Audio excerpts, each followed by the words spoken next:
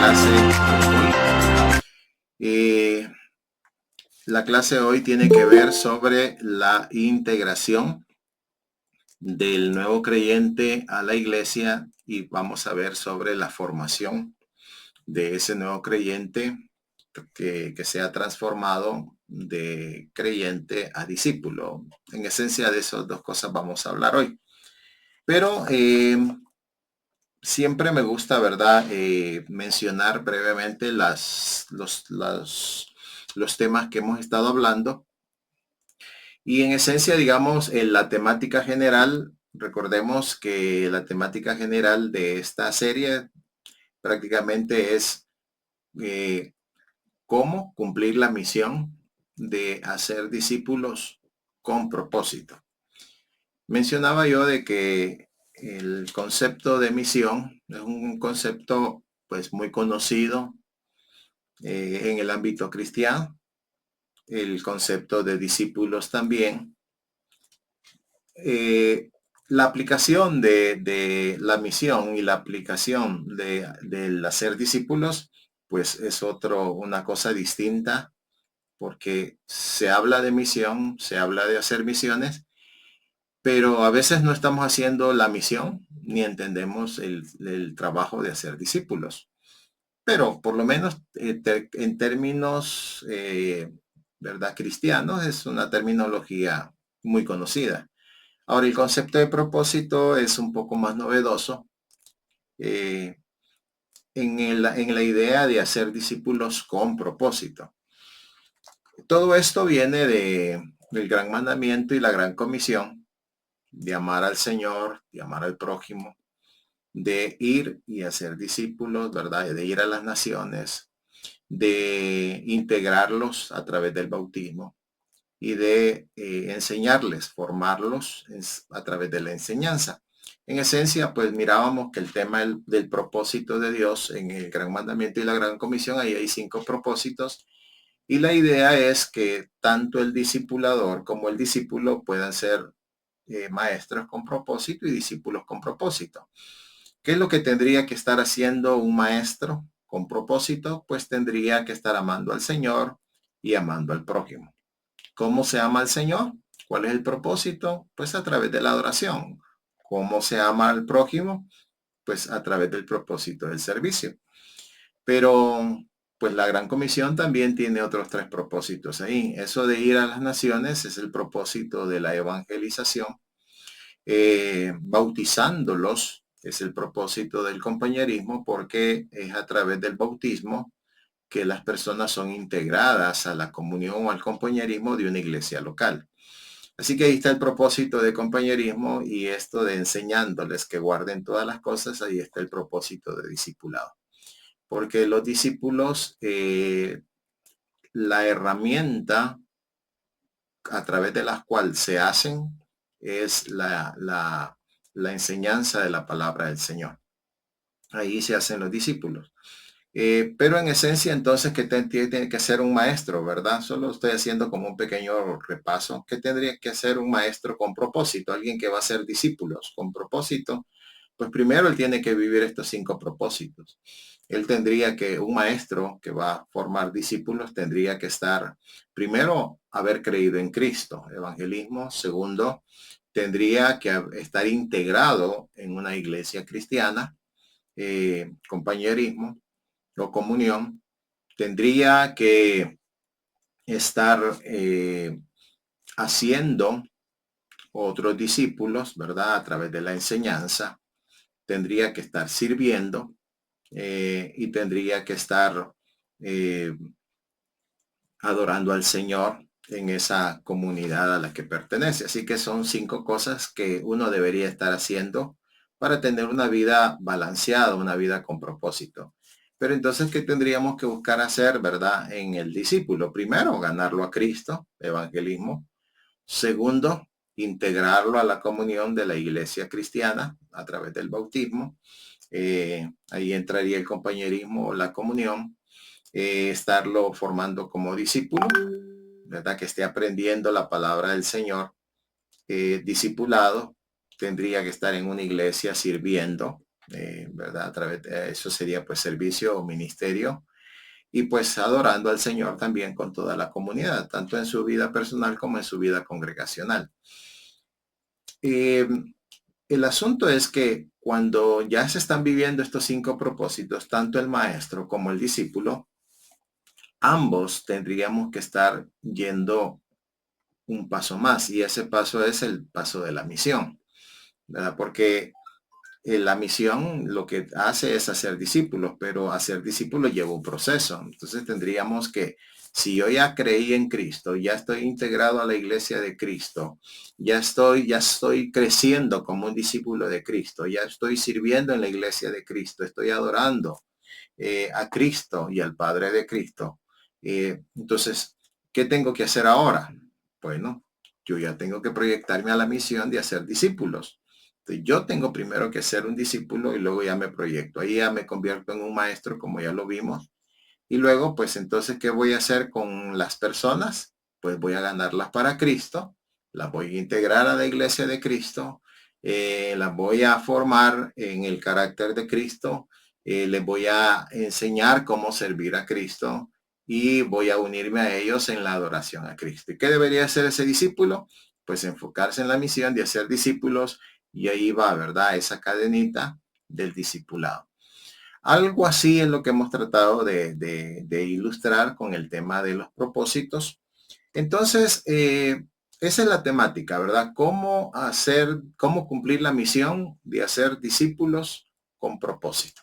Esa es la temática. Así que ese es el contexto de la temática. Dentro de lo que ya vimos, comenzamos por el panorama de la Gran Comisión, donde vimos al Gran Comisionador, que es Cristo. Vimos los grandes comisionados, los discípulos, y vimos la gran misión. Y esa misión, en esencia, dijimos que es hacer discípulos. Luego empezamos ya a revisar la parte de cómo se hacen esos discípulos. Y en la clase anterior hablamos sobre el primer elemento o el primer paso en esa formación de discípulos. Y la primera parte que vimos es la labor evangelizadora. Porque no se pueden hacer discípulos si antes no lo ganamos para Cristo.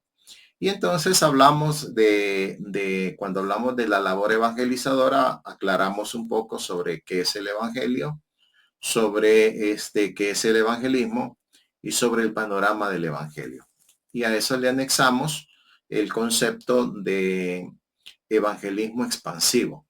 Comienza por el evangelismo personal, se va extendiendo a través del evangelismo por grupos pequeños, se expande a través del evangelismo congregacional y se sigue expandiendo a través del evangelismo comunal, el evangelismo en la comunidad a través de diferentes actividades y programas evangelísticos y luego se expande más a través del evangelismo misional, que es cuando ya vamos a otros lugares para predicar el evangelio. Así que de esa manera ampliamos las posibilidades de ganar personas para Cristo y vamos en ese proceso de hacer discípulos. Pero hoy vamos a avanzar más sobre la parte de, bueno, cuando ya lo ganamos a Cristo, ¿qué es lo que tenemos que hacer?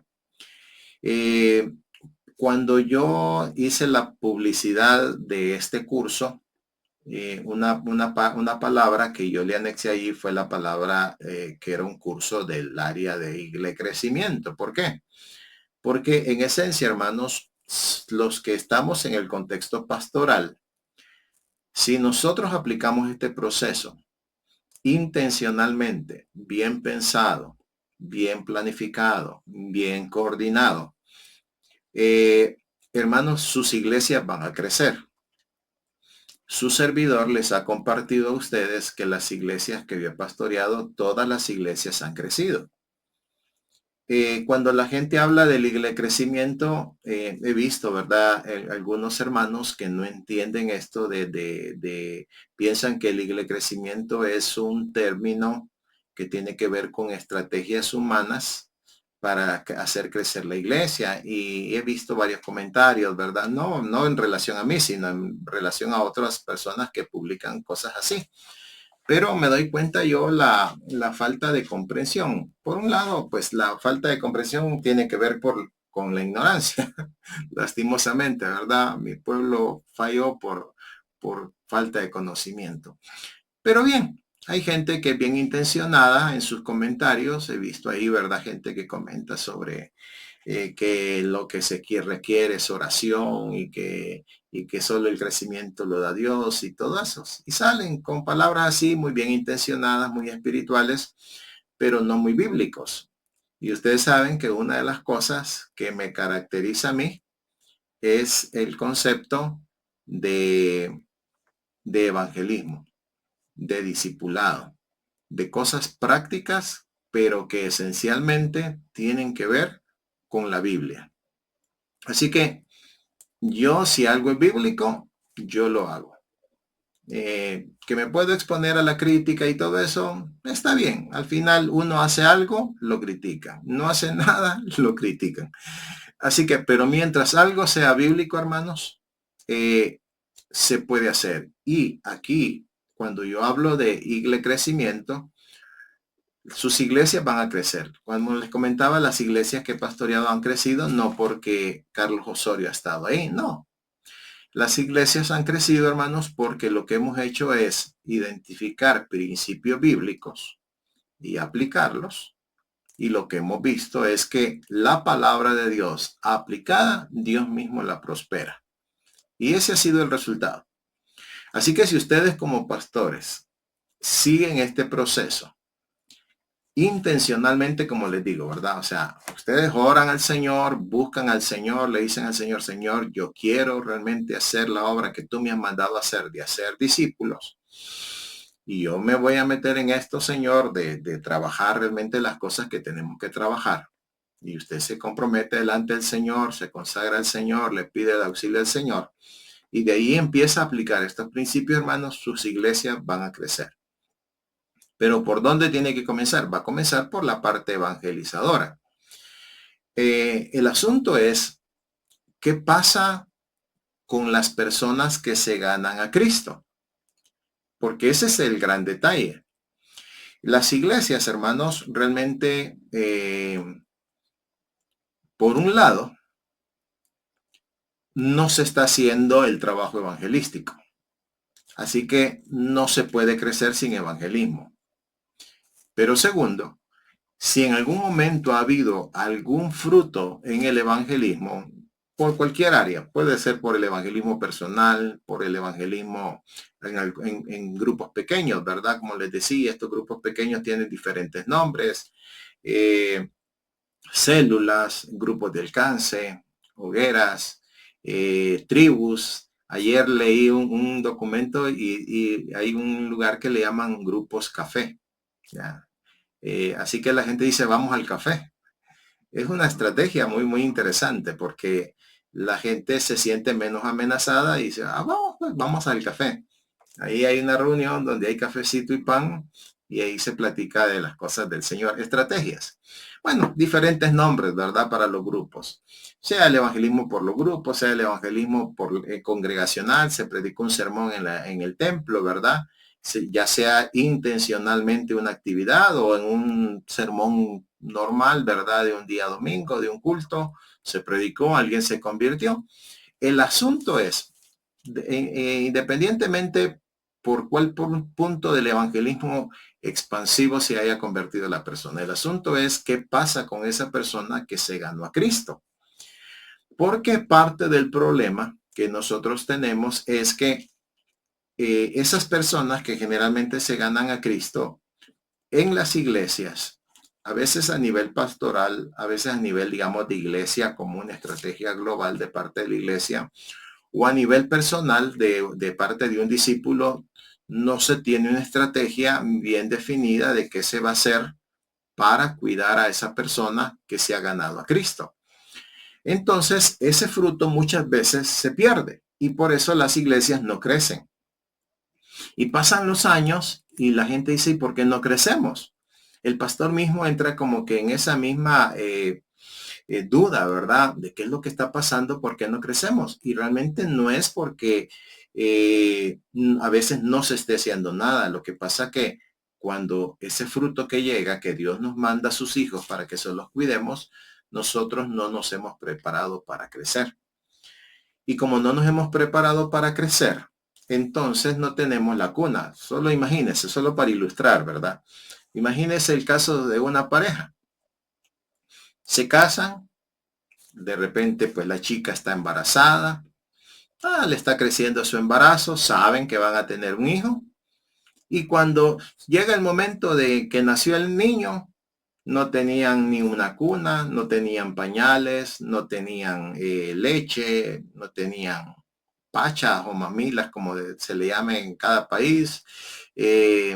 No tenían una cunita, no tenían sábanas para cubrir al bebé. Entonces, ¿qué pasó ahí? Ellos estaban preparados para recibir a un nuevo ser. No, aún sabiendo que les iba a venir ese nuevo ser. Por lo menos ellos saben que viene un nuevo ser. Pero las iglesias, hermanos, deberíamos de saber que Dios en su momento va a seguir engendrando hijos. Y la pregunta es, ¿a qué familia espiritual, a qué casa espiritual el Señor le va a mandar esos hijos para que se los cuiden? ¿Y qué tal si esa casa espiritual es su iglesia? La pregunta es si usted está preparado para cuidarle esos hijos al Señor, donde Dios va a mandarle a esa familia espiritual esos hijos. Y entonces, ¿qué tenemos que hacer nosotros? Viéndolo desde el punto de vista pastoral, pues tenemos que prepararnos para eso, estar listos. Y tiene que saber esto, hermano. El nacimiento de nuevos bebés espirituales va a ocurrir. Y en algún momento el Señor se los va a mandar a usted. Y si usted no está preparado, entonces ahí viene ya el tema de responsabilidad ya delante del Señor, porque el Señor va a preguntarnos después, mira, te mandé tantos hijos míos, ¿qué hiciste con ellos? Entonces, el asunto, digamos, pastoral, aquí tiene que ver mucho, ¿verdad? Con nuestra responsabilidad como ministros. Así que ese es uno. Lo otro es el tema de los discípulos, ya metiéndonos a la parte personal. Una cosa es que como iglesia a nivel, digamos, organizacional, como iglesia, estemos listos para cuidar a los nuevos creyentes, a los nuevos bebés, a las nuevas criaturas espirituales. Y otra cosa es que hayamos preparado a nuestra gente para que cuide a esos nuevos creyentes. Por eso esta temática tiene que ver con las dos partes. Tiene que ver con el creyente, ¿verdad? Que tomó la decisión de hacerse un discípulo. Ahora está buscando vivir los propósitos del Señor. Quiere cumplir la misión del Señor. Y entonces, ¿qué va a pasar cuando él ya se meta en el evangelismo personal? Van a generarse nuevos creyentes. Van a generarse nuevas criaturas. Dios va a hacer nacer de nuevo a la gente. Y entonces, ¿qué tiene que hacer ese discípulo? Tiene que saber cómo cuidarlo.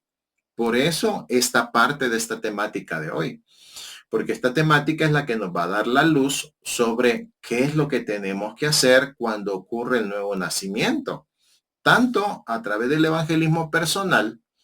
Imagínense en los grupos pequeños, solo para que tratemos de hacernos una idea, un panorama, porque a nivel personal, yo evangelizo, me meto a hacer mi trabajo evangelizador y las personas comienzan a recibir a Cristo. ¿Qué voy a hacer ahora que ya gané a esa persona para Cristo? Si en la iglesia no me enseñaron cómo cuidarlo, no sé qué hacer. Vayámonos a un grupo pequeño. Ahí hay un líder normalmente. Se gana una persona para Cristo.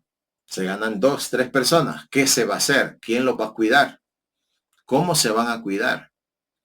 A nivel congregacional, se predicó, se ganó una persona para Cristo o varias personas para Cristo. ¿Cuáles son los pasos siguientes para cuidar a esa persona? ¿Quién lo va a hacer? Porque si a mi nivel de evangelismo personal soy yo, pues se supondría que soy yo el que va a cuidar a esa persona para Cristo. Si hay un grupo pequeño, ahí hay un líder, hay un sublíder, ¿verdad? Y él tiene un equipo de gente ahí, pues aunque sea un grupo pequeño, pero tiene personas con las cuales puede pensar cómo van a cuidar al nuevo creyente. Pero a nivel eclesiástico, ¿quién se encarga? Desde el momento que se convierte la persona, ¿quién se encarga ese día que se convirtió la persona? ¿Quién se encarga de darle una consejería? ¿Quién se encarga de darle seguimiento en la semana siguiente? ¿Quién se encarga de darle un discipulado posterior? Todas esas cosas, hermanos, son las cosas que uno tiene que pensar para prepararse para el crecimiento. Entonces, si yo hago evangelismo, fabuloso, ¿verdad? Eso no es malo, eso es bueno. Yo he utilizado en las clases anteriores el concepto creyentismo, pero lo uso en un sentido un poquito despectivo. No porque ser creyente sea malo, que tener creyentes es bueno. Pero dejar al creyente sin transformarlo en un discípulo, eso sí es malo. Porque ahí entonces lo que estamos haciendo es un creyentismo y no un discipulado. Y la misión del que el Señor nos encomendó no fue a ser creyentes, sino a ser discípulos. Entonces yo tengo que hacer el trabajo de evangelizador para que aquel que era incrédulo, pues se vuelva un creyente. Aquel que estaba en la comunidad, perdido, ¿verdad? Sin Cristo, sin esperanza, ahora de la comunidad pueda convertirse en un creyente. Y eso, hasta ahí estaríamos hablando de transformar a la comunidad en creyentes. Pero entonces, cuando ya están en esa condición de creyentes, yo tengo que ver cómo lo voy a transformar de creyentes a miembros. ¿Ya? Entonces, ya creyó en Cristo, pero ahora estaba ya en la comunidad. Ahora, ¿dónde tiene que estar? Ahora tiene que estar en la iglesia. Si ustedes leyeron el primer documento que yo les mandé, ahí hablo de 3 estaciones. La primera estación es el mundo. Allí va el creyente, el discípulo, ¿verdad? Llega al mundo y ahí va a ganar personas para Cristo. Pero entonces van esas personas que ganan para Cristo, es como una ilustración, ¿verdad? Yo voy en el tren y va a haber otra estación y en esa estación, ¿cuál es la estación? La estación que se llama iglesia. Allí me voy a bajar en esa estación y a esta persona que yo la encontré en el mundo, la gané para Cristo, la voy a llevar a la iglesia. Pero después juntos nos vamos a subir al mismo tren de la vida y avanzamos más. ¿Y cuál es la segunda estación? La tercera estación. La tercera estación es el discipulado. Porque no lo dejo solo como un miembro de la iglesia. Ahora le voy a ayudar a que sea transformado en un discípulo. Así que prácticamente vamos en ese proceso. Ganamos personas para Cristo, las vamos a integrar a la iglesia de Cristo y las vamos a transformar en discípulos de Cristo. Pero entonces tiene que haber un proceso. El primero comienza con la labor evangelizadora. El segundo es la labor integradora. Y entonces esa labor integradora comienza con esa partecita de cuando nació esa persona en Cristo, cuáles los pasos inmediatos que nosotros tenemos que dar. Entonces yo quisiera avanzar ahí, ¿verdad? Recuerden que la base bíblica de la que estamos partiendo es de Mateo 28, 16 al 20. Lo hemos leído, conocemos ese texto, ¿verdad? Pero entonces yo quisiera que avanzáramos entonces ya con esta parte. Cuando ya ocurrió la regeneración, cuando ya ocurrió el nuevo nacimiento, cuando ya ganamos a las personas para Cristo, ¿cuáles son los pasos inmediatos que nosotros tenemos que dar? Entonces yo quisiera pedirles que pudiéramos leer un pasaje en las Escrituras.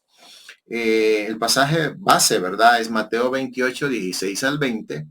Pero ya para hablar bueno, cuando hablamos de la labor evangelizadora, hablamos de que Marcos 16, 15 es el pasaje que va anexo a Mateo 28, 16 al 20. Y hablamos de 1 Corintios 15, 3 y 4, ¿verdad? El centro del evangelio, ¿ya? Porque yo les he enseñado lo que asimismo recibí, que Cristo murió por nuestros pecados conforme a las escrituras y que fue sepultado y que resucitó al tercer día conforme a las escrituras. Ese es el centro del evangelio. El centro de las buenas noticias es Cristo. Y yo les decía a ustedes que de nada nos serviría saber que Dios nos ama si nos deja condenados, ¿verdad? Entonces, ¿a través de quién nos expresó Dios su amor? a través de Cristo.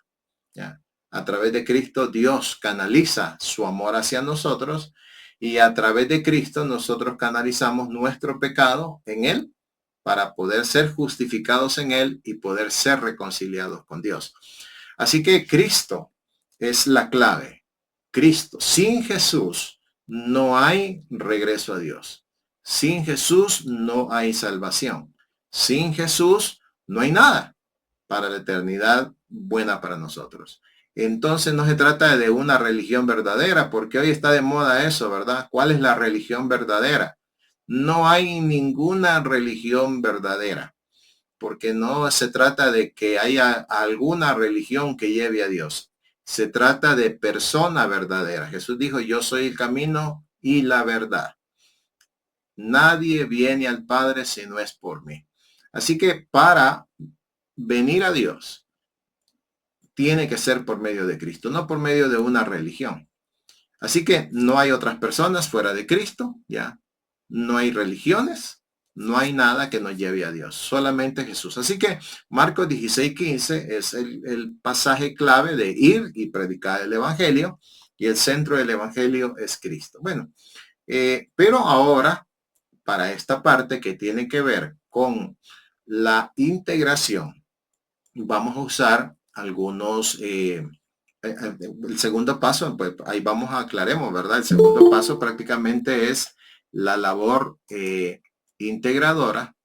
Esa es la parte, integrarlos a la iglesia de Cristo. Entonces, desde que ya ocurrió la regeneración, entonces hasta la integración a la iglesia de Cristo, ¿qué tenemos que hacer nosotros?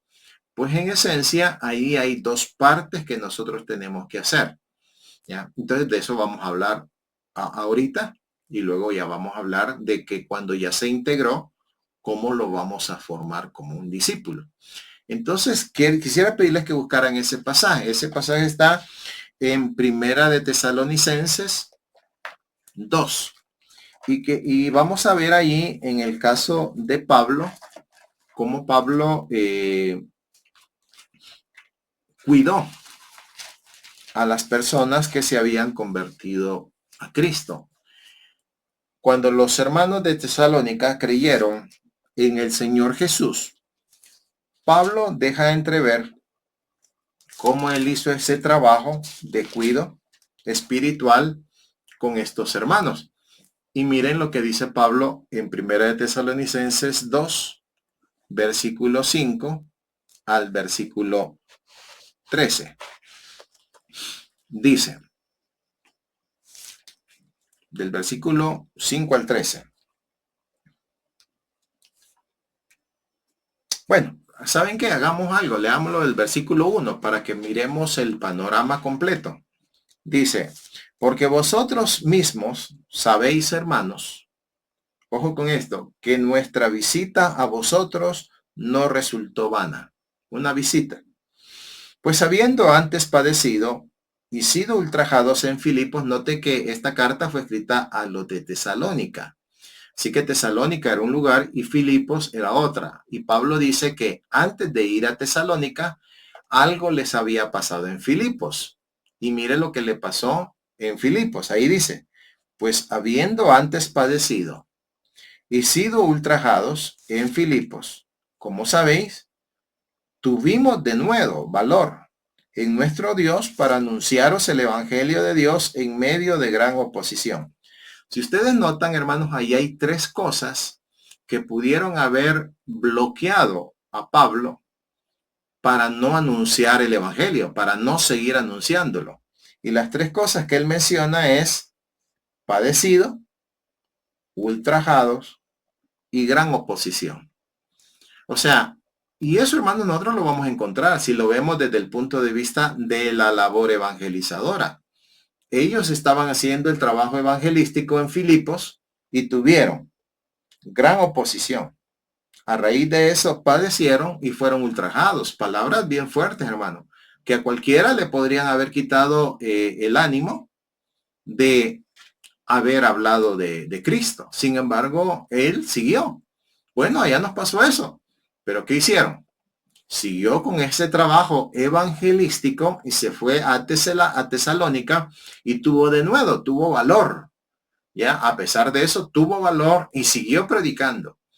Y a través de esa valentía que él tuvo de seguir predicando el evangelio, cuando llega a Tesalónica, predica el evangelio y los de Tesalónica reciben el evangelio, y los de Tesalónica, los hermanos de Tesalónica también tuvieron varios inconvenientes, ahora ya como creyentes. Pero miren lo que él dice: porque nuestra exhortación no procedió de error ni de impureza. Eso era parte de la valentía que tenía él. Como era algo correcto, algo genuino, algo que era de bendición para la gente, eso le sirvió a Pablo para llenarse de valentía y seguir. Y dice: porque nuestra exhortación no procedió de error ni de impureza ni fue por engaño, sino que según fuimos aprobados por Dios para que se nos confiase el evangelio. Ese es otro, hermano, que aparte de que ellos saben que lo que van a llevar es algo bueno, eso les da un elemento que les da fuerza, ¿verdad? Valentía para predicar el evangelio.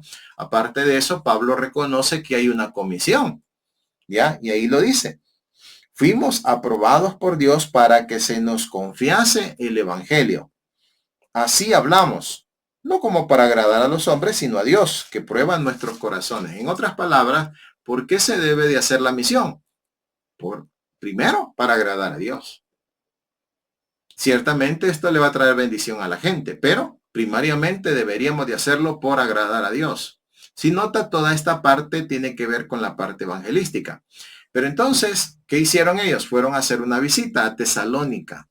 Ya es como que usted, si en términos, ¿verdad? Si lo quisiéramos aplicar, es como que nosotros, a pesar de todas las luchas en la vida, en su momento planificamos una visita para una persona con la intención de irle a hablar de Cristo. Pablo aquí la visita fue a un pueblo, pero nosotros podríamos aplicarlo a una visita de una persona. Llevarle el evangelio. A pesar de los inconvenientes de la vida, nosotros seguimos para llevarle el evangelio a alguien. Pero noten lo que sigue diciendo él. Versículo 5: porque nunca usamos palabras lisonjeras, como sabéis, ni encubrimos avaricia, Dios es testigo, ni buscamos gloria de los hombres, ni de vosotros, ni de otros, aunque podíamos seros carga como apóstoles de Cristo. Pablo está hablando aquí de la motivación. Note que la motivación para esa valentía, primero, es el hecho de que van a llevarle bendición a la gente. Segundo, que el Señor les ha confiado el evangelio. Pero también él aclara que su motivación no es el provecho personal, aunque él dice, aunque pudiéramos serles carga como apóstoles de Cristo. Sin embargo, aunque tenían ese derecho, ellos no hacían uso de ese privilegio que el Señor les concedía por ser ministros del Señor. Sin embargo, dice él, ¿verdad? Aquí viene la clave. Cuando ya se hizo el trabajo evangelístico, cuando las personas ya creyeron en Cristo, estos de Tesalónica creyeron en Cristo, mire lo que hicieron.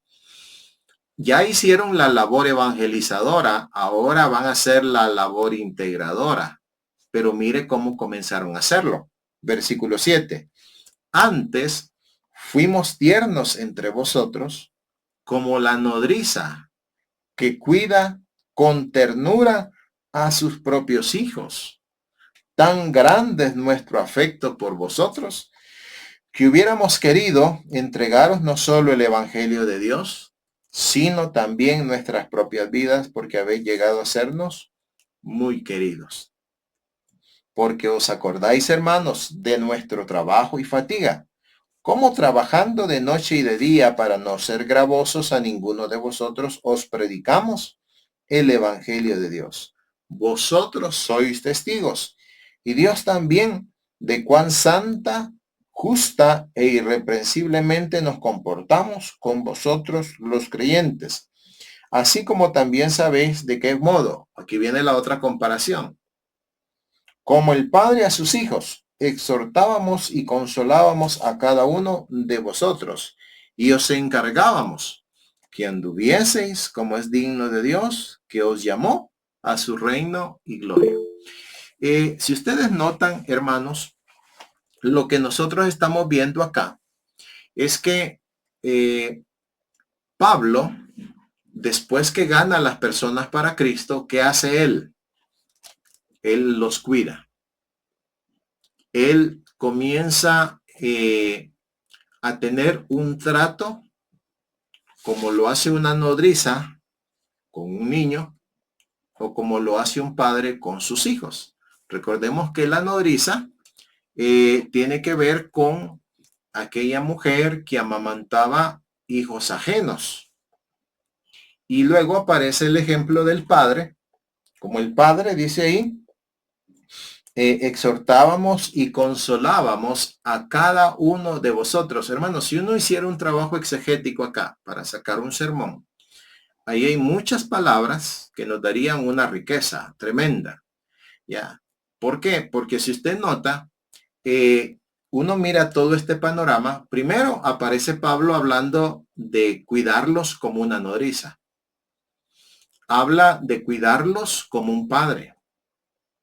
Habla de modelarles a través del ejemplo, porque él les dice de que, si usted nota del versículo 9 al versículo 10, ¿no?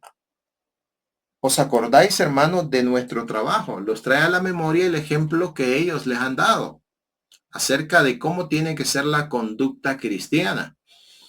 Así que hay un cuido como una nodriza, hay un cuido como un padre, hay un modelaje de vida y por otro lado está la parte formadora que ahí prácticamente aparece en el versículo 12, donde dice, y os encargábamos que anduvieseis como es digno de Dios que os llamó a su gloria, a su reino y gloria.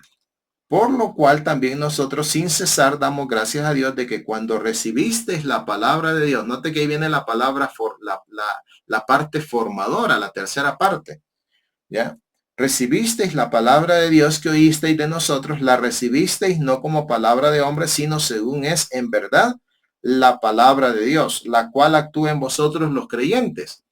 Ahora note que él los comienza a formar como discípulos, pero al formarlos como discípulos, mire lo que ellos también les pasa. Dice versículo 14, porque vosotros, hermanos, vinisteis a ser imitadores de las iglesias de Dios en Cristo Jesús que están en Judea. Note que trae a la mente la iglesia del Señor Jesucristo que está allá en Israel, porque aquí estamos fuera ya de Israel. Estamos hablando de Tesalónica, un lugar ya gentil, fuera de la nación de Israel. Ya él menciona Filipos, menciona Tesalónica y les trae a la memoria lo que pasaron los cristianos allá en Israel, en Judea. Les dice que estos hermanos en Judea, pues habéis padecido de los de vuestra propia nación las mismas cosas que ellos padecieron de los judíos, los cuales mataron al Señor Jesús y a sus propios profetas, y a nosotros nos expulsaron y no agradan a Dios y se oponen a todos los hombres, impidiéndonos hablar a los gentiles para que éstos se salven. Así colman ellos siempre la medida de sus pecados, pues vino sobre ellos la ira hasta el extremo. Noten que está hablando Pablo de que prácticamente cuando los de Tesalónica ya se meten a vivir como cristianos, también van a experimentar oposición. Y aquí ya estaríamos hablando, ¿verdad?, de la otra etapa de cuando yo ya los formo como discípulos y ellos van a vivir la misión, van a experimentar también oposición. Y eso es una alerta para nosotros. Pablo dice en otro pasaje de las Escrituras que todos los que quieran vivir piadosamente padecerán persecución.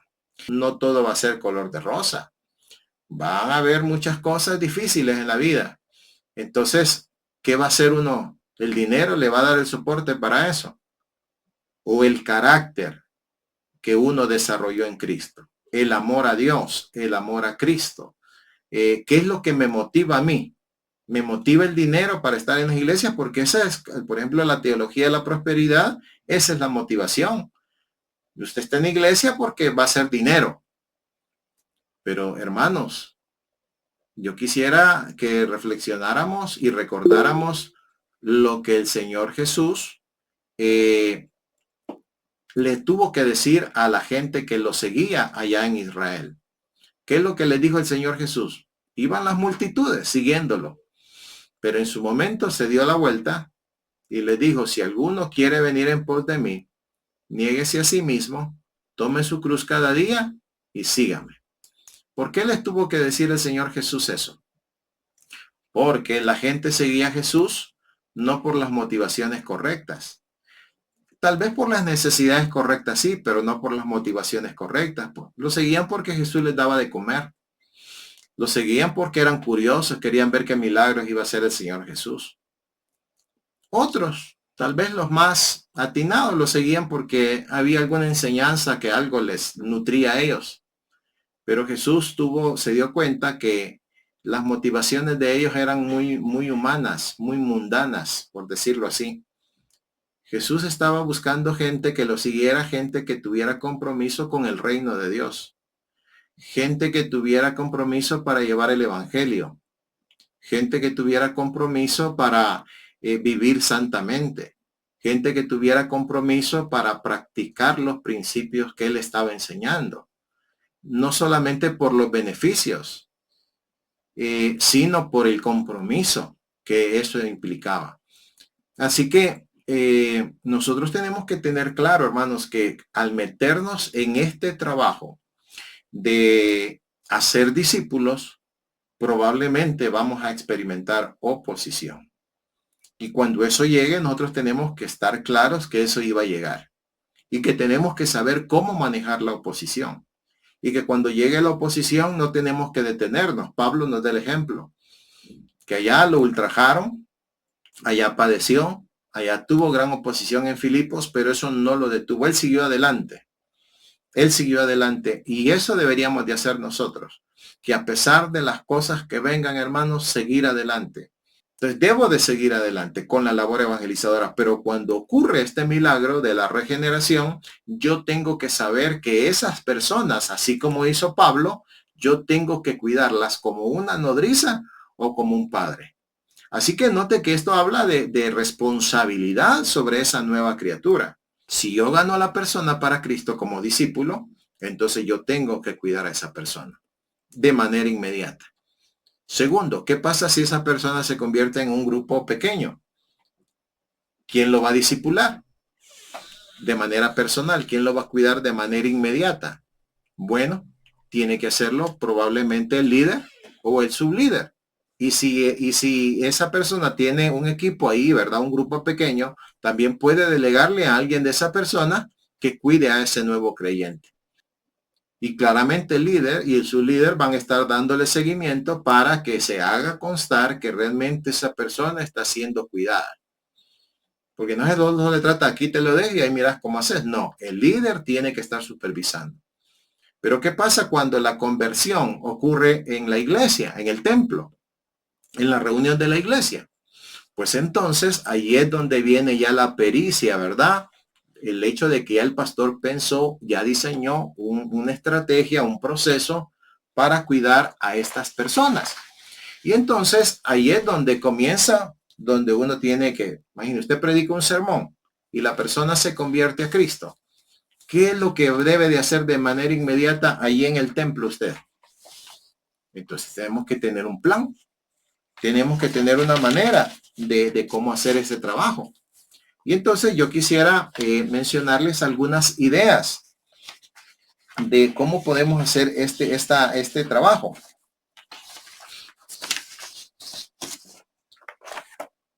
Y entonces, primero, lo que tendríamos que hacer, hermanos, esa persona, usted da el mensaje. La persona dice, bueno, si usted dice, si alguien quiere recibir a Cristo, póngase de pie. ¿Qué hacen las personas? Se ponen de pie. Después usted les dice, puede pasar aquí adelante. Vamos a orar con usted y por usted. Ya la persona pasa y usted le guía en una oración para que reciban a Cristo. Después que hizo la oración para recibir a Cristo, usted la lleva a Romanos 10:9.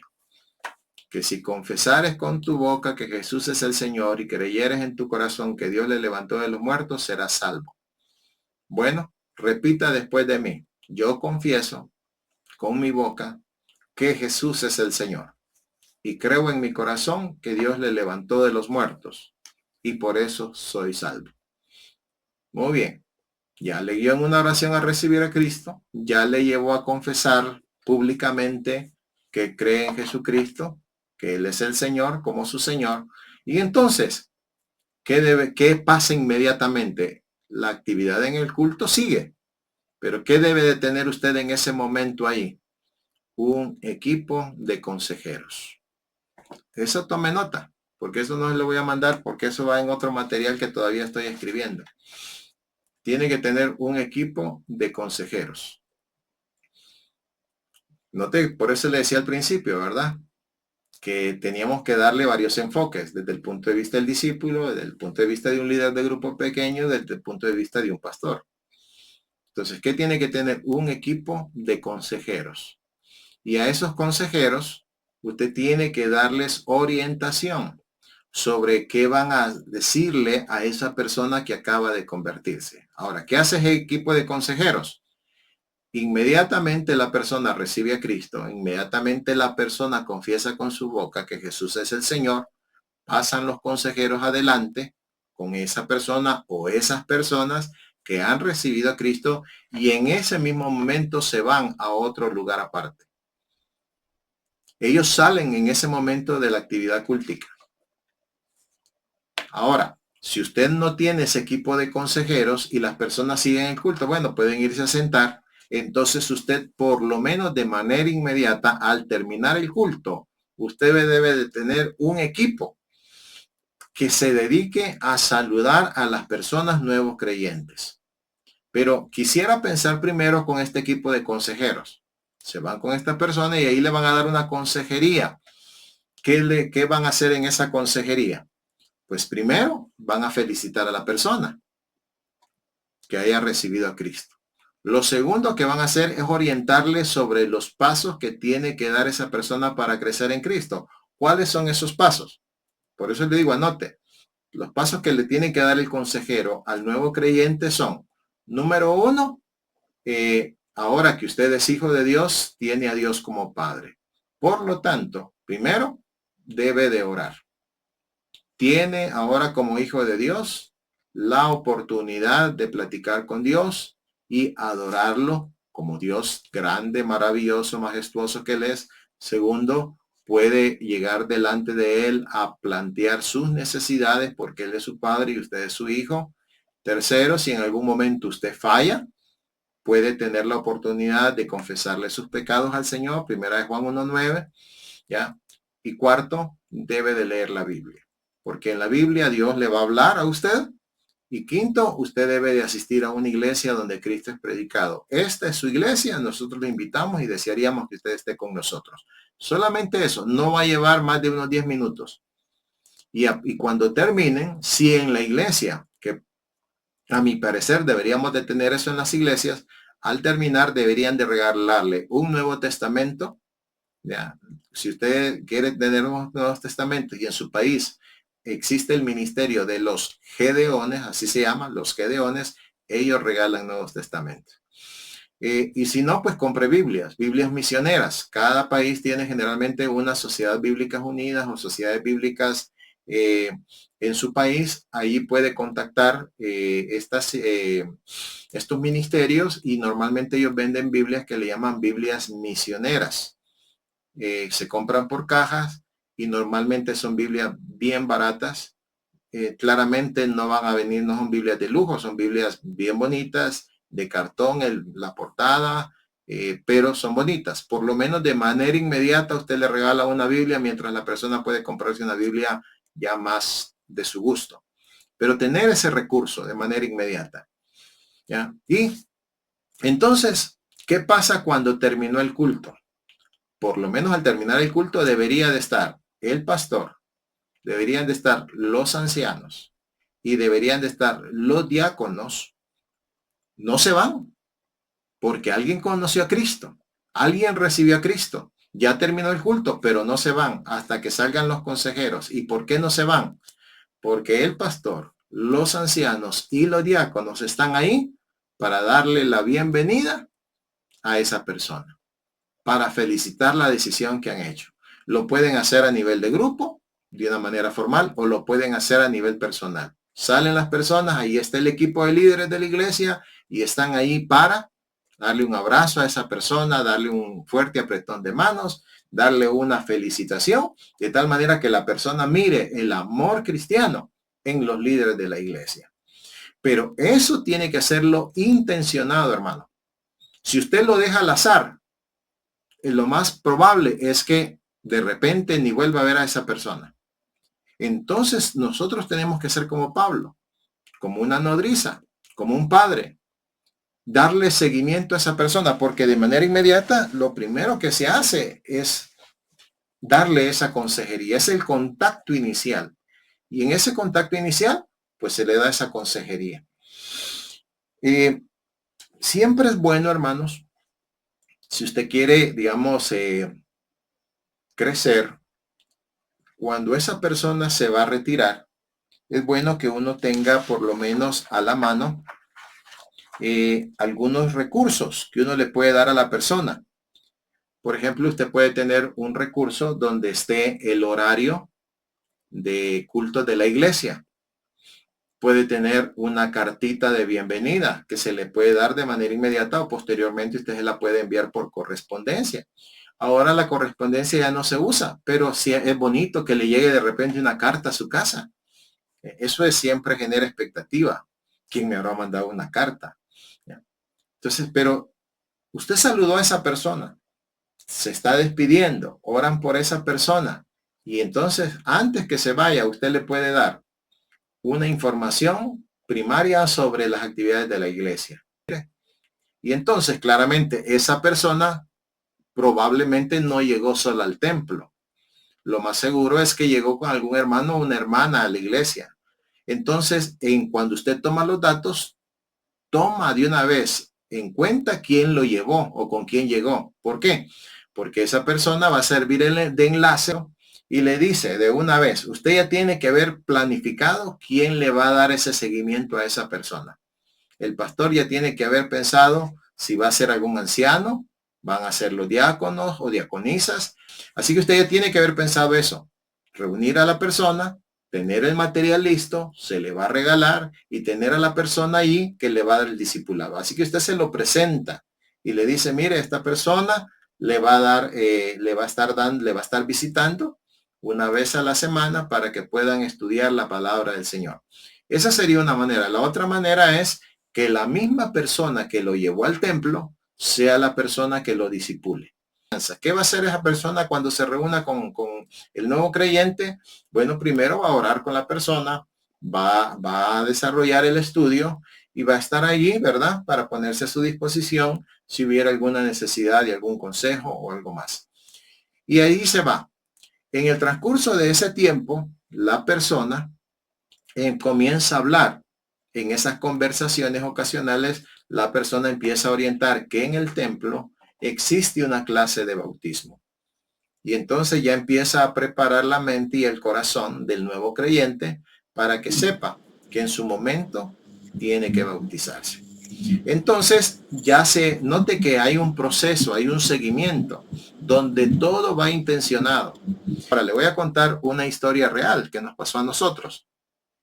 Dentro de esa historia, cuando yo comencé a hacer este proceso, sabe que yo busqué gente en la iglesia que nos ayudaran.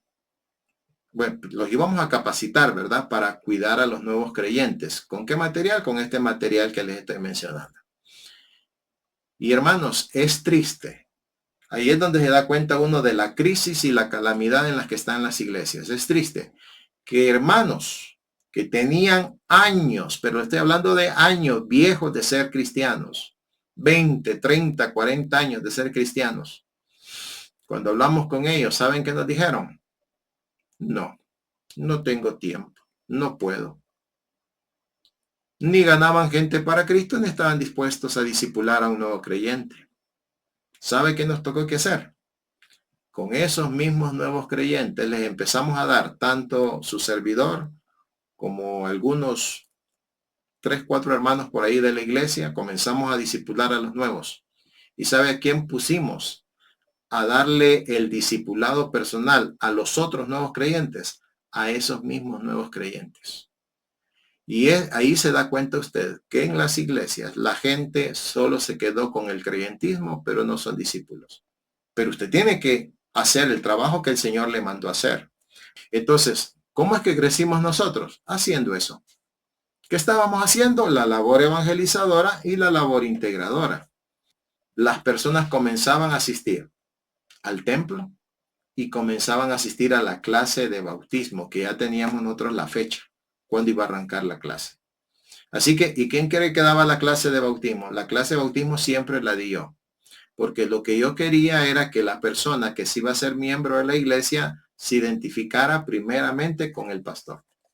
Claramente, ¿verdad? En la fe ya estaba identificado con Cristo, pero ellos tenían que saber quién era el pastor, quién les iba a liderar, quién les iba a ministrar. Y entonces, ya percibiendo a una persona espiritual a cargo de la iglesia, que eso mismo le sirviera de motivación para yo quiero ser parte de esta iglesia. Pero note que ya nos preparamos. Estamos listos. Estamos listos para cuidar al nuevo creyente y estamos listos para dar la clase de bautismo para que esa persona se incorpore a la iglesia de Cristo. Así que noten que la integración tiene dos partes. El discipulado personal, que es para cuidar al nuevo creyente y confirmarlo en la fe, y la incorporación a la iglesia de Cristo, a la iglesia local. ¿Ya? ¿Cómo se hace incorporación? Comienza con la clase de bautismo, continúa cuando ya la persona es llevada a ser bautizada y luego cuando ya se presenta ante el templo como miembros de nuestra iglesia. Y vamos a celebrar juntamente con ellos la Santa Cena. Impactante. Para ellos participar de la Santa Cena por primera vez, una cosa maravillosa que los impacta. Eso no se les olvida. Pero usted como pastor es el que tiene que ver eso. Ser intencional, ser diligente, ser creativo. Y note que aquí no estamos haciendo uso de cosas mundanas. Todo es bíblico. Todo es amor cristiano. Todo es diligencia. Entonces, cuando esta persona ya entonces está incorporada a la reunión, a la iglesia, perdón, local, ¿verdad? Como miembro de la iglesia, ¿qué se va a hacer? Ahí, hermanos, es donde viene la tercera parte del proceso. En esa tercera parte del proceso es donde viene la labor formativa.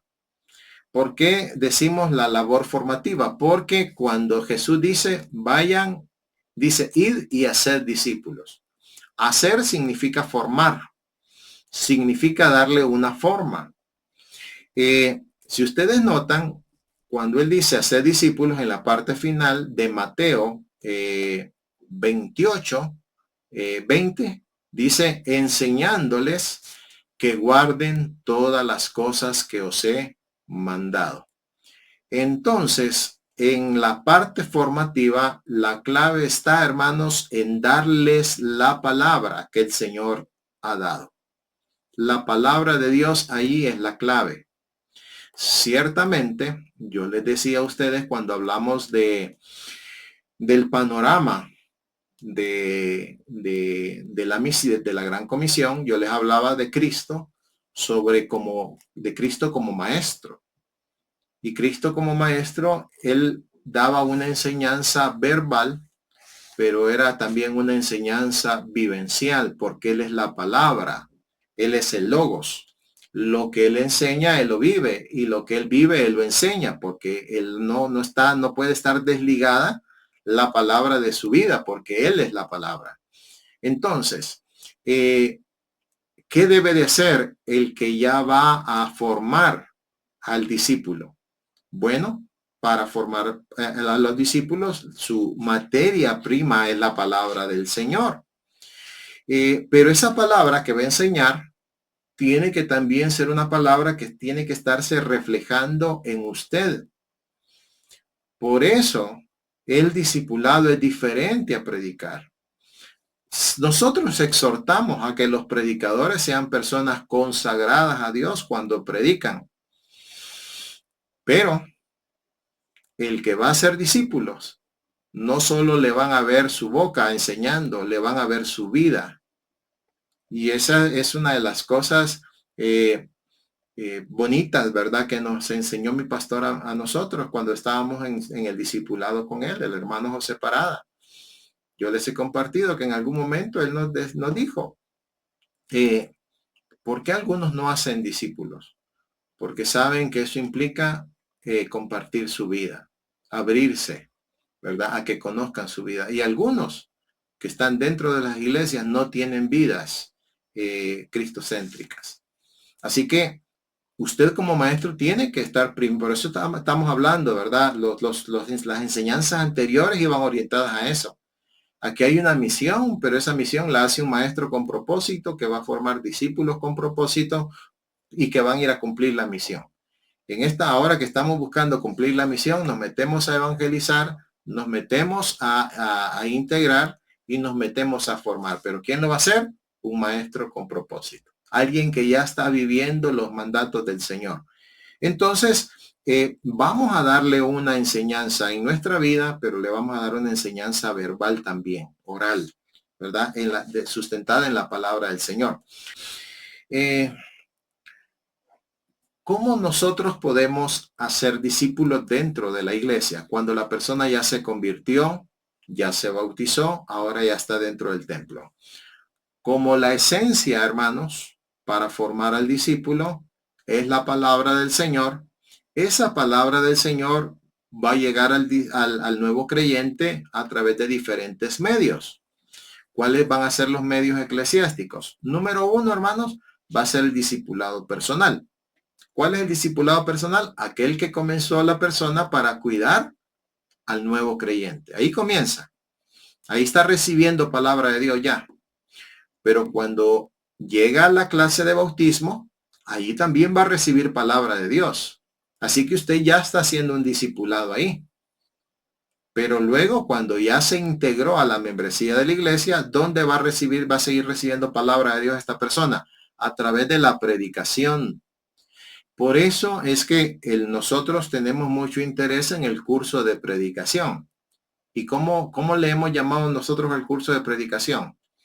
Diplomado en predicación bíblica. Y cuando decimos predicación y decimos bíblica, lo hacemos bien intencionado. Porque no queremos que estén predicando lo que yo pienso, lo que yo creo, lo que yo me inventé. No, queremos hacer una buena exégesis bíblica y trazar bien la palabra del Señor para que lo que esté nutriendo la vida de la gente sea pura Biblia, que salió, ¿verdad? Cuando hablamos del exégesis, usted sabe, porque la mayoría de ustedes han pasado con los cursos de predicación con nosotros, estamos hablando que salga de la escritura. De allí salió el tema, de ahí salieron los puntos mayores y por eso nos interesa que aprendan los métodos de cómo hacer los bosquejos.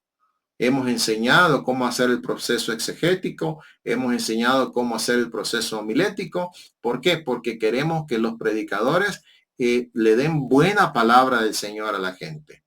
¿Ya? Que no desaprovechen cada partecita de un texto bíblico, sino que estén nutriendo con buena palabra del Señor. Cuando digo buena palabra me refiero a haber hecho una buena exégesis, porque toda la palabra del Señor es buena. Sino me refiero a que usted como exégeta hizo su trabajo exegético, hizo bien el análisis de todo el texto, hizo bien el análisis del peritexto, hizo bien el análisis del contexto general, hizo bien el trabajo del análisis estructural del texto, donde usted identificó el tema, identificó los puntos mayores y ahora usted ya tiene su bosquejo bíblico. ¿Y ahora qué va a hacer? Comenzar a elaborar el proceso homilético, que es donde usted ya comienza a hacer todo, ¿verdad? El antesala de la predicación, la introducción, la lectura del texto bíblico, las frases uniones, el tema, los puntos mayores, que cada punto mayor se explica, se ilustra y se aplica, y ahí va por cada punto mayor avanzando hasta llegar a la conclusión. Un trabajo bien hecho. Ya. No, no, no, no predicadores negligentes que a última hora, ¿verdad? Comienzan a buscar ahí que voy a predicar. No. Por eso el concepto de alfa misión ha sido muy enfático en esa parte. ¿Qué? ¿Por qué? Porque alfa misión, ¿qué significa? Aportamos líderes formados, no deformados. Aportamos líderes formados, aptos para la misión. Eso significa alfa misión. Nosotros no somos el ministerio alfa. Si dejamos alfa y le quitamos misión, entonces no tiene sentido nuestro ministerio. ¿Para qué vamos a formar líderes formados? ¿Aptos para qué? Tienen que ser aptos para la misión, pero para ser aptos para la misión tienen que estar formados. Y por eso nosotros tratamos de ser muy enfáticos en eso. Algunos que a veces se han incorporado al curso de predicación creen que lo que van a recibir aquí es que les vamos a regalar bosquejos. No, aquí lo que vamos a hacer es enseñarle a usted a hacerlos. ¿Ya? Pero eso lleva trabajo, lleva práctica. Ustedes que han estado conmigo lo saben, ¿ya? Saben que ha habido necesidad porque tienen trabajo la mayoría de ustedes. Algunos de ustedes que no son pastores tienen trabajo. Otros que son pastores están bien ocupados y aún así se han sometido al proceso de capacitación. Pero ¿cuál ha sido el resultado? Los testimonios que hemos oído, ¿verdad? De varios siervos, que ha habido mejoría en el entendimiento de cómo hacer los procesos para identificar el tema y los puntos mayores, y ha habido mejoría en su exposición bíblica. Entonces, allí va a llegar palabra del Señor al nuevo creyente. Estamos dando discipulado, estamos dando palabra del Señor, estamos formando discípulos. Así que comienza por el discipulado personal, avanza por la clase de bautismo, continúa por la predicación bíblica en el templo, pero hay algunas iglesias que también tienen escuela dominical, por ejemplo. ¿Ya? Nosotros casi siempre que hemos pensado en el concepto de escuela dominical, la mayoría de las iglesias que tienen escuela dominical casi siempre es para dar alguna temática general, ¿verdad? Algún tema bíblico.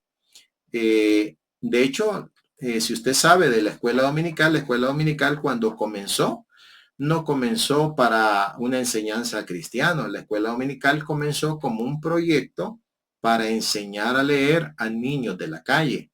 Y lo que utilizaban era la Biblia. Así comenzó el concepto de escuela dominical. Con el tiempo se le cambió el enfoque y entonces ahora es la escuela de enseñanza bíblica para cristianos. Y está bien, ¿verdad? No, no hay mayor problema. Se le está dando palabra del Señor. Yo por ejemplo he pensado que el concepto de escuela dominical debería de ser un espacio donde se enseñara a la iglesia doctrina. Porque predicación con temas diversos, ¿verdad? Se hacen generalmente en el púlpito, pero en la escuela dominical podría ser un espacio para enseñar doctrina. Pero esa es una idea personal. Yo solo se las comparto como una idea que ustedes la pueden considerar. No les digo que así tiene que ser, pero es una idea. Pero el punto es que ahí están recibiendo palabra de Dios también los hermanos. ¿Ya? Estamos haciendo discipulado. Pero anexo a eso están también los grupos pequeños relacionales. Aquí estamos hablando de ministerio femenil, ministerio juvenil, ministerio prejuvenil, ministerio infantil, ministerio de hombres. Ahí están, ¿verdad? Cuando digo grupos pequeños me refiero a que normalmente no llegan no llegan la gran cantidad de hermanas, ¿verdad? No llegan, son grupos relativamente pequeños, medianos, llamémosle, ¿ya? Entonces, esos grupos, ahí hay palabra de Dios también, ¿ya? Y entonces se está dando palabra, pero aquí viene el detalle.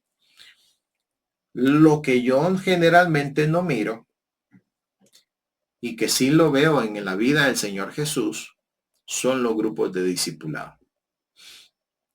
Y entonces se los quiero plantear como algo que vale la pena primero reflexionarlo, qué es lo que estamos haciendo y lo que no estamos haciendo. Y segundo, que miremos la parte de impacto que tuvo el ministerio discipulario de Jesús con un grupo pequeño. Cuando yo les compartí a ustedes sobre el nombre de aquel libro, Plan Supremo de Evangelización, del hermano Coleman, el hermano José Parada, mi pastor, cuando él nos comenzó a enseñar, cuando él comenzó a hacer discípulos, el primer libro que nos puso a leer fue ese. Y yo honestamente, cuando ya pasó el tiempo, yo le entendí la filosofía de ministerio a él y me di cuenta que fue una gran bendición que él nos dio en ese momento. Porque Plan Supremo de Evangelización es un libro, aunque dice de evangelización, realmente es un libro eminentemente discipulario. La idea es que a través del discipulado, ¿verdad? Hacemos una labor evangelística, pero más el libro trata sobre los principios que usó Jesús para formar discípulos. Y uno de esos principios es la asociación, así se le llama. La asociación, uno de ellos se llama selección, que es cuando Cristo selecciona a los discípulos, y otro es la asociación. En esa asociación, de ahí hay otros principios, pero en esa asociación, ¿qué es lo que hizo Cristo? Tener un grupo pequeño. Y una de las cosas que resalta el hermano Coleman es que Jesús estaba atendiendo a las multitudes, porque los amaba, ¿verdad? Cuando llega aquella multitud, él se va con los discípulos, vámonos a un lugar aparte, les dice, está ahí con los discípulos y llega la multitud y dice que los atendió porque los vio, estuvo con pasión como ovejas que no tenían pastor, como ovejas sin pastor, porque él era el buen pastor, así que atendía a las multitudes, pero en términos estratégicos de formar gente, de trasladarles su visión, de trasladarles su propósito, de trasladarles su misión, él fue estratégico con este grupo pequeño. Así que pastores, ustedes que están en las iglesias, yo les animaría a que reflexionen sobre esto y tomen la decisión de formar un grupo de discipulado. Ustedes lo pueden hacer como estamos hablando del contexto, ¿verdad? Los nuevos creyentes. Pueden con ellos formar un grupo de discipulado. Pueden ser ellos usted puede ser el vino nuevo con su enseñanza y ellos pueden ser los odres nuevos. Pero si no, puede comenzar también con gente que ya existe en el templo, gente que usted sabe que están comprometidos con el Señor y comenzar a reunirlos y comenzarles a dar una atención, ¿verdad? Bíblica. Si son nuevos, pues puede comenzar con Nueva Vida en Cristo, la serie que les menciono, y si son personas ya mayores, digamos, hablando de gente que ya tiene más conocimiento bíblico, pues puede comenzar con algo otro recurso adecuado. El punto es que ese concepto, hermanos, de los grupos pequeños discipularios es algo que se ha dejado. Y la verdad que son grupos estratégicos. Nosotros en El Salvador, comenzó toda esta visión de los grupos discipularios, comenzó con mi pastor José Parada. Él sembró la visión. Él era el presidente de la misión en aquel momento. Lo llamaron para que trabajara como superintendente nacional. Entiendo que era para promover lo que él había comenzado en nuestra iglesia, y él se fue a trabajar a nivel nacional. Llegó otro pastor, un hermano nicaragüense, hermano Levis Castillo, otro siervo del Señor maravilloso también. Y él retomó la visión de hermano José Parada. Él entendió lo que hermano José Parada había sembrado y él le dio seguimiento. Ahí fue cuando su servidor se convirtió en el ministro de discipulado. Yo, como había comenzado, fui el primero que comenzó ahí con hermano José Parada. En la iglesia había un ministro de evangelismo, había un ministro de visitación, y ese era el equipo del pastor. Pero cuando él hizo la invitación a poder estudiar con él, el primero que llegó ese día fui yo. Y todavía me recuerdo cuando me dijo hermano José Parada. Me clarificó de los compromisos que implicaba estar ahí estudiando con él, y me dijo, poner la mano sobre la Biblia. Y puse la mano sobre la Biblia, y al poner la mano sobre la Biblia, me dijo, repetí después de mí. Y me hizo comprometerme. ¿verdad? Y ahí comenzó mi experiencia, mi trayectoria, una trayectoria maravillosa. Había comenzado con mi hermana Elvira de Parada, la esposa de él, ¿verdad? Quien me ganó a Cristo, una mujer que yo amo en el Señor. Estoy agradecido con el Señor por la vida de ella, su diligencia para ver cómo ganaba personas para Cristo, y en mi caso, pues ella fue diligente, ella me habló de Cristo y así comenzó mi vida. Ella me estuvo discipulando por un tiempo, luego ya siguió el discipulado del hermano José Parada. Pero el punto es que esa visión que él sembró, comenzando con un grupo pequeño, luego ya cada uno de nosotros tuvo un grupo pequeño, y luego cuando llega el hermano Levis Castillo, él retoma la visión y se arma, se hicieron varios cambios estructurales en cuanto a los ministerios de la iglesia. Algunas cosas que se tenían se dejaron, se implementaron a nivel general los grupos de discipulado. Todo el mundo estaba en un grupo de discipulado y el resultado fue que estos grupos pequeños que nos reuníamos para ser discipulados, también ocurría un día entre semana. En otro día de la misma semana nos reuníamos ya con un enfoque evangelístico. Ir a evangelizar en un lugar donde teníamos una casa y íbamos con los vecinos a invitarlos. Y la gente llegaba. Eso es lo maravilloso. Por eso le digo, la gente no se convierte porque no estamos haciendo el trabajo. Pero Jesús fue bien claro. Él dijo, alcen los ojos y miren, la cosecha está lista. Y hermano, realmente la cosecha está lista. Por eso hay que ser diligente. Uno va y la gente llega. Dios toca su vida, Dios prepara el terreno. Y la gente llegaba y se comenzaban a convertir. Y hacíamos una vez cada 3 meses reuniones de grupos pequeños en el templo, llevando a todos nuestros amigos. Y los amigos llegaban y ahí se convertían más personas. Era una cosa maravillosa, hermanos. Allí se está cumpliendo la misión. ¿Qué hacíamos con los nuevos creyentes? Hacíamos este proceso. Les poníamos un discipulador personal, les dábamos la clase de bautismo y los metíamos a un grupo pequeño de discipulado. Y ahí iba el proceso de crecimiento. La iglesia estaba creciendo.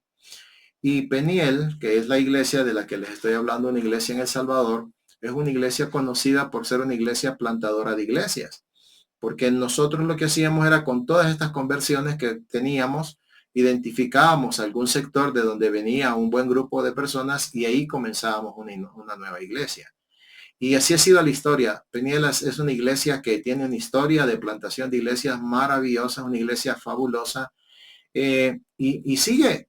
El templo sigue lleno y no se ha convertido en una mega iglesia porque no han querido, porque han tenido esa visión de la plantación de iglesias. Así que note que le estoy hablando de una iglesia donde yo nací, yo vi el proceso del discipulado personal, del discipulado grupal, del discipulado congregacional, del discipulado comunal y del discipulado misional.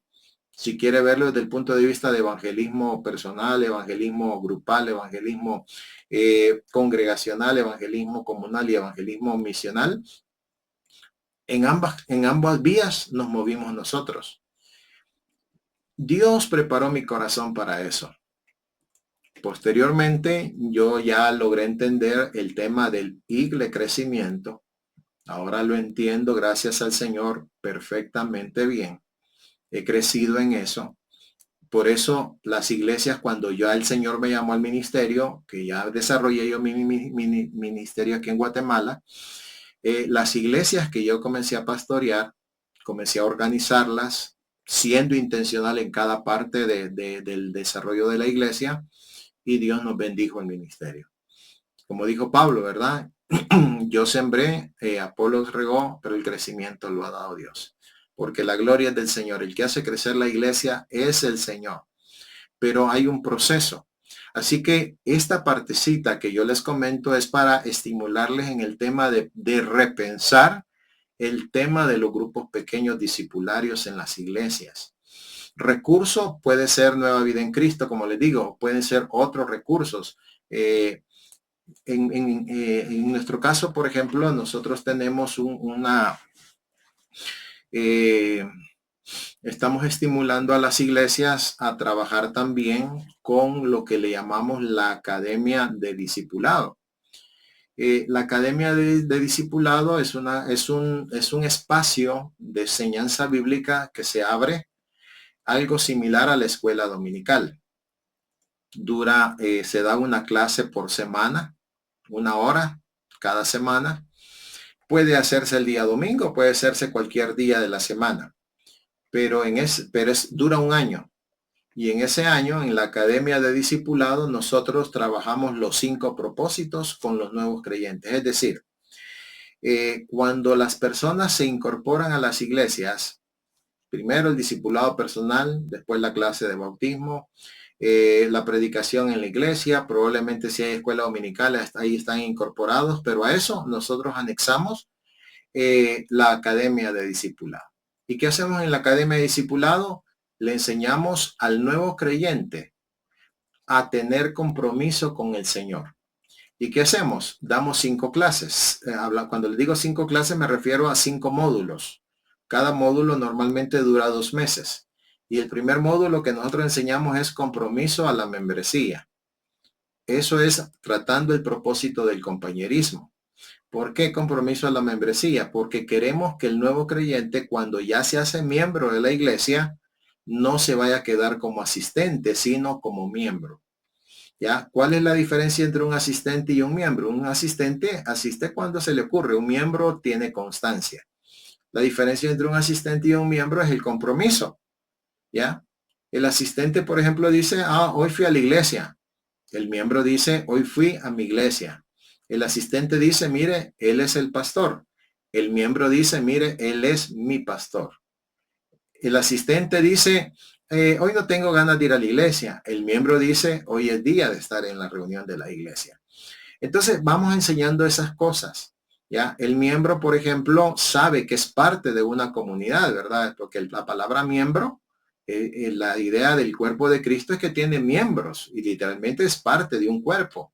Es necesario en el cuerpo. Así que él sabe que necesita de los demás y sabe que los demás lo necesitan a él. Así que tiene que estar ahí integrado. Así que enseñamos eso. Algunos compromisos, ¿verdad? Les hablamos de cómo cuidar la comunión en la iglesia, evitar los chismes y un montón de cosas malas que pueden aparecer en el camino. Orientamos. Ese es compromiso a la membresía. Después de esos 2 meses enseñamos compromiso a la magnificación. Eso es para tratar el tema de la adoración. Ahí lo que enseñamos es que las personas cuando van al templo vayan a adorar a Dios. No a estar con el teléfono, porque hoy es moda eso, ¿verdad? Con eso de que ya no quieren llevar Biblias de papel. Ahora, hermanos, saquen su celular, dice incluso el pastor, ¿va? Saque su celular, vamos a buscar. ¿Y qué hacen los patojos? Hablando de aquí en Guatemala dicen los patojos, allá en El Salvador los hipotes o los bichos. En su país no sé cómo le dirán a los muchachos. ¿Qué hacen? Pues ponerse a ver Facebook, a jugar. Por ahí tengo un video que grabé en un templo, hermanos, donde allá están los hermanos en el templo cantando y el niño está fuera del templo con su teléfono. Entonces, compromiso a la magnificación, donde buscamos que la persona se comprometa a magnificar a Dios, a glorificar a Dios, tanto en la vida congregacional como en su vida personal. Ahí le orientamos sobre cómo realmente se glorifica a Dios en la vida personal. Eso dura 2 meses. De ahí están otros 2 meses de mi compromiso a la madurez. Eso es para tratar el tema del discipulado. Le vamos a enseñar a la persona sobre cómo crecer como discípulo a nivel personal, cuáles son las disciplinas que él tiene que desarrollar como discípulo para poder crecer en su vida espiritual. ¿Ya? ¿Cuáles son los hábitos del discípulo? ¿Cuáles son los compromisos del discípulo? ¿Cuáles son las disciplinas del discípulo? Le enseñamos todo eso. De ahí está el compromiso al ministerio. Eso es para tratar el propósito de servicio. Ahí le enseñamos lo que la Biblia dice sobre lo que es el servicio. Le hablamos sobre el servicio a Dios, sobre el servicio a los hermanos y sobre el servicio al no creyente. Hablamos sobre los dones espirituales, le enseñamos cuáles son los dones, que la Biblia enseña los dones espirituales. Les pasamos un test de dones, ¿verdad? Para que ayudarles a identificar sus dones. les ayudamos a identificar áreas de ministerio donde a ellos les gustaría servir, ¿verdad? De acuerdo al corazón que Dios les ha dado. Y detalles así, compromiso al ministerio. Y de ahí está compromiso a la misión. Y entonces, ¿qué hacemos cuando llegamos al módulo de la misión? A ese, ¿verdad? De mi compromiso a la misión. ¿Qué hacemos al final? La idea es que ellos se vuelvan prácticos en dos cosas. Por un lado, en su vida personal, ¿ya? Que ellos realmente se miren como un misionero del Señor aquí en la tierra, que encarnen la misión en su propia vida, y el segundo, que ellos la lleven a la práctica. Pero ¿cómo la van a llevar a la práctica? Ustedes saben por dónde comienza ahora, por la labor evangelizadora. En esa labor evangelizadora nosotros les enseñamos el evangelismo personal, les hablamos de eso, para que ellos aprendan un método para evangelizar. Les enseñamos el evangelismo en grupos, ¿ya? Porque si la iglesia tiene grupos pequeños, les enseñamos que debe de ser parte de ese grupo pequeño donde están hablando de Cristo. Así que les hablamos de eso. Les hablamos también de un menú evangelístico, donde en ese menú evangelístico ellos deben de desarrollar un proyecto evangelístico, el que ellos quieran. Puede ser evangelismo del niño, evangelismo prejuvenil, evangelismo juvenil, puede ser evangelismo femenino, ¿verdad? Si son hermanas, desarrollar algún proyecto como lo que yo les he comentado a ustedes, esos proyectos de que se reúnen en casas, hacen comida, invitan a las vecinas y cosas. Ellos tienen libertad. Lo que sí es que deben de hacer un proyecto evangelístico. Luego, en ese compromiso a la misión, no solo le enseñamos el de evangelismo personal, el evangelismo grupal, los proyectos de evangelismo personal, sino que le enseñamos también a tener conciencia sobre su participación en el evangelismo congregacional. De tal manera que cuando el pastor, ¿verdad? O el líder de evangelismo de la iglesia anuncien que va a haber una actividad evangelística, también ellos participen. Así que ahí preparamos el corazón y la mente de ellos y les hablamos sobre el evangelismo comunal. Ahí les hacemos conciencia que cuando la iglesia decida hacer una actividad, un proyecto evangelístico, un programa evangelístico en la comunidad, que ellos participen. Ya, porque ni modo que la iglesia va a hacer una marcha por Jesús y el hermano no va a asistir, ¿verdad? Entonces, ¿en qué negocio estamos, verdad? Nosotros sabemos que estamos en el negocio del Señor, como dijo el Señor Jesús. Cuando le dijo María, ¿por qué nos has hecho esto? ¿Qué le dijo Jesús? ¿No sabías que en los negocios de mi Padre me es necesario estar? Pues esos son los negocios del Padre. Hay gente que solo está en sus negocios de la vida diaria. Debemos de estar en los negocios del Señor. Entonces, hermanos, esta academia de discipulado son cosas nuevas, ¿ya? Esto viene a ser vino nuevo en odre nuevo. Si usted siente que esto puede ser algo que puede llevar un tiempo, preparar la mente y el corazón de los hermanos, los líderes en la iglesia, tómese el tiempo necesario. No corra, camine. Que todo vaya dándose en el tiempo del Señor. Pero tome en cuenta que todas estas formas son para formar discípulos. Ahora, para ir cerrando ya. Hermanos, ¿detrás de qué va todo el discipulado? O sea, ¿para qué la enseñanza? ¿Para qué guardar los mandamientos? ¿Qué dijo el Señor Jesús? Enseñándoles que guarden todas las cosas que os he mandado. ¿Para qué todo eso? Pues hermanos, le voy a decir, le podría decir los 5 propósitos en esencia, pero le voy a decir 2 que son claves. La primera, hermanos, es para el propósito para el cual Dios creó todas las cosas. Como dice el Señor allá en Isaías dice el Señor, todos los llamados de mi nombre, para gloria mía, los he creado. ¿Para qué todo ese trabajo de enseñanza? ¿Para qué todo ese trabajo de predicación? Hermanos, es para que la persona viva una vida que glorifique a Dios. Ese es todo el meollo del asunto. Es para que la persona glorifique a Dios en toda su manera de vivir. con lo que piensa, con lo que siente, con lo que dice, con lo que hace, todo tiene que glorificar a Dios. Revise usted Efesios capítulo 1.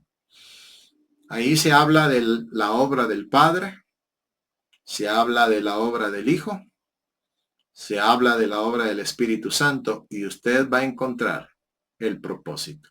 Ahí dice, para alabanza de la gloria de su gracia. Es para glorificar a Dios. ¿Para qué cree que Dios formó la iglesia, hermanos? Es para glorificarlo a Él. Por eso cuando yo enseño esta parte del Iglesia Crecimiento de una manera extensa a los pastores sobre el tema del propósito de Dios, una de las cosas que toco es el propósito de Dios en la eternidad. En el ópera ad intra se le llama, ¿ya? En la obra interna de Dios. Cuando Dios hizo el plan de redención, ¿por qué hizo el plan de redención? ¿Ya? No voy a enseñar eso ahorita, pero allá en la eternidad, Dios definió el propósito. Luego en el ópera ad extra, ya cuando Dios echa a andar ese plan que Él diseñó, aquellos decretos que Él estableció en la eternidad, Él los echa a andar. Allí aparece el propósito nuevamente. El propósito en la creación. Ya. Si usted nota lo que dice el salmista, los cielos cuentan ¿qué cosa? La gloria de Dios. Y el firmamento anuncia la obra de sus manos. ¿Para qué creó Dios la creación? Para la gloria de Dios. ¿Para qué creó Dios al ser humano? Para gloria de Dios. Todos los llamados de mi nombre, para gloria mía, los he formado. Así que el ser humano tiene que vivir para glorificar a Dios. Todo lo que hace aquí en la tierra, siendo cristiano, siendo creyente, debe de ser para gloria de Dios. Sus motivaciones, todo comienza con el corazón, la parte interna. Sus motivaciones, ¿por qué voy a hacer esto? ¿Por qué voy a predicar? Para que hablen bien de mí. Se equivocó de propósito. Tiene que predicar para glorificar a Dios. Entonces, ese es el meollo de toda la enseñanza, dar gloria a Dios a través de nuestra vida. Y el anexo, como diría el Señor Jesús, ¿verdad? Cuando habló del gran mandamiento, dijo, amarás al Señor tu Dios con todo tu corazón y con toda tu alma y con toda tu mente y con todas tus fuerzas. Y el segundo es semejante. Pues lo mismo diría yo en cuanto a esto. El segundo es semejante, hermano, y el segundo es ser semejantes a Cristo. Romanos 8:29 es. 8:29 dice, porque a los que antes conoció, allá en la eternidad, eso se le llama la presencia de Dios, el conocimiento anticipado de Dios. A los que antes conoció, allá en la eternidad, cuando Él pensó en la creación, cuando Él ya pensó, cuando esa creación ya existiera, Él nos conoció desde allá en la eternidad. Porque a los que antes conoció, note lo que pasó, también los predestinó. Un destino anticipado, pero note para qué. Para que fuesen hechos conformes a la imagen de su Hijo, para que Él sea el primogénito entre muchos hermanos. Así que note para qué nos destinó el Señor anticipadamente, para que seamos como su Hijo, para que seamos como Jesucristo. Así que, si usted va a enseñar Biblia, tiene que tener bien claro el propósito. El propósito es que esa persona glorifique a Dios y el propósito es que esa persona se parezca a Cristo. Si se parece a Cristo, va a glorificar a Dios. ¿Y qué es parecerse a Cristo? Bueno, hermanos, pensar como Cristo, amar como Cristo, sentir como Cristo, actuar como Cristo, hablar como Cristo, amar al mundo como lo amó Cristo. Eso es el propósito del discipulado. Ese es el propósito de la enseñanza. Así que si usted va más allá de lo que Jesús quiso decir cuando dijo vayan y hagan discípulos, en esencia estaba diciendo vayan y formen gente que glorifique a Dios y se parezca a mí. Eso es lo que Jesús estaba diciendo. Cuando dijo enséñenles que guarden todas las cosas que os he mandado, les estaba diciendo enséñenles a vivir como yo viví, una vida con propósito. Así que hermanos, ¿por qué el tema del curso? Para concluir, ¿cómo cumplir la misión de hacer discípulos con propósito? Bueno, es por eso. Porque realmente cuando el Señor mandó a hacer discípulos, estaba pensando que en esos mandatos donde están los propósitos, eso fuera lo que viviera, una vida con propósito. Entonces, ¿cómo vamos a hacer discípulos con propósito? Primero, hay que hacer una labor evangelizadora. Segundo, hay que hacer una labor integradora. ¿Cómo se hace? A través de un discipulado personal donde cuidamos como una nodriza y cuidamos como un padre. ¿Cómo se hace? A través de la clase de bautismo para que la persona se incorpore a la iglesia local. Cuando ya esté incorporada a la iglesia local, entonces todas estas modalidades de enseñanza nos van a ayudar a formar a esos discípulos.